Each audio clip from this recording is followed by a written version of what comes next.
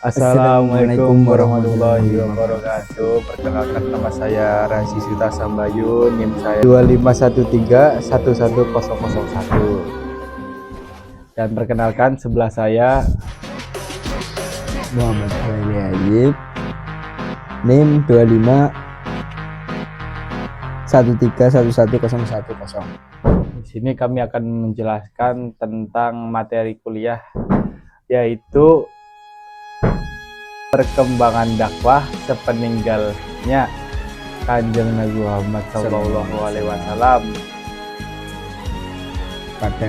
pada masa Khulafaur Rasyidin. Setelah Nabi Muhammad SAW meninggal pada tahun 632 Masehi, umat Islam menghadapi sebagai tantangan baru karena tidak ada lagi yang bisa menggantikan beliau sebagai Rasul. Para sahabat kemudian bermusyawarah dan memilih seorang pemimpin yang disebut Khalifah. Dari sinilah dimulai masa Khulafaur Rasyidin, yaitu Abu Bakar, Umar, Utsman, dan Ali. Keempat khalifah ini memiliki peran besar dalam menjaga Islam yang menyebabkan dakwah dan menyebarkan dakwah ke berbagai daerah. Pertama, dakwah pada masa Abu Bakar As-Siddiq tahun 632 sampai 634 Masehi. Saat Abu Bakar menjadi khalifah, masalah terbesar yang muncul adalah perang Riddah, yaitu banyak suku yang meninggalkan Islam dan ada pula yang mengaku sebagai nabi palsu.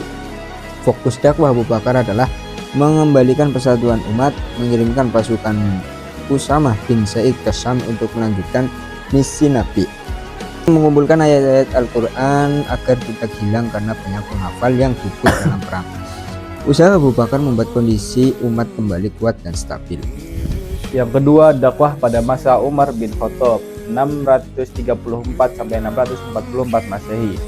Di masa Umar, wilayah kekuasaan Islam berkembang dengan sangat cepat, bahkan sampai Persia, Syam, dan Mesir. Untuk dakwah Umar dilakukan dengan yang pertama, membentuk sistem administrasi sebagai Baitul Mal dan menjaga peradilan. Yang kedua, mengirim dai, qadhi, dan guru agama ke wilayah yang baru ditaklukkan. Yang ketiga, menunjukkan teladan lewat sikap tegas, adil, dan sederhana.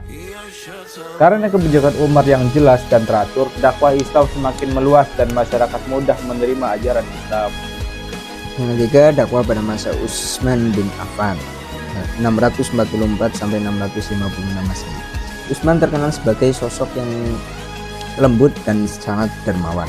Perannya dalam dakwah antara lain pertama, menyusun dan menyeragamkan mushaf Al-Quran atau mushaf Utsmani agar tidak terjadi perbedaan bacaan. Kedua, melanjutkan ekspansi Islam sampai Afrika Utara, Armenia, dan kawasan lain. Ketiga, memperluas Masjid Nabawi sehingga menjadi pusat pembelajaran Islam. Menyatukan mushaf yang dilakukan Utsman menjadi salah satu langkah terpenting dalam menjaga kemurnian ajaran Islam hingga sekarang. Yang keempat, ada dakwah pada masa Ali bin Abi Thalib 656 sampai 661 Masehi. Masa kepemimpinan Ali cukup sulit karena terjadi banyak konflik internal seperti perang Jamal dan perang Siffin. Walaupun begitu, Ali tetap menjalankan dakwah melalui yang pertama, mengembangkan pusat ilmu dan pendidikan khususnya di Kufah.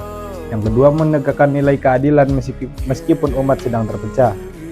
Yang ketiga, menjadi contoh dalam hal keberanian, kesederhanaan, dan keteguhan iman.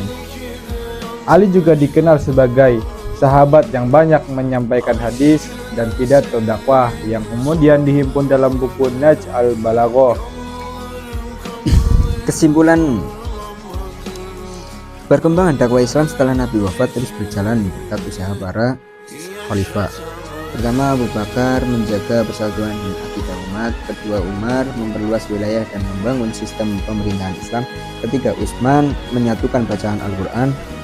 Keempat, Ali memperkuat ilmu dan keadilan di tengah konflik. Masa Khulafaur Rasyidin menjadi bukti bahwa dakwah bukan hanya ceramah, tetapi juga melalui kepemimpinan, kebijaksanaan, dan teladan yang baik. Mungkin sekian dari kami. Saya Razi Suta Sambayu. Dan saya Muhammad Heli Ayik. Banyak kesalahan mohon dimaafkan.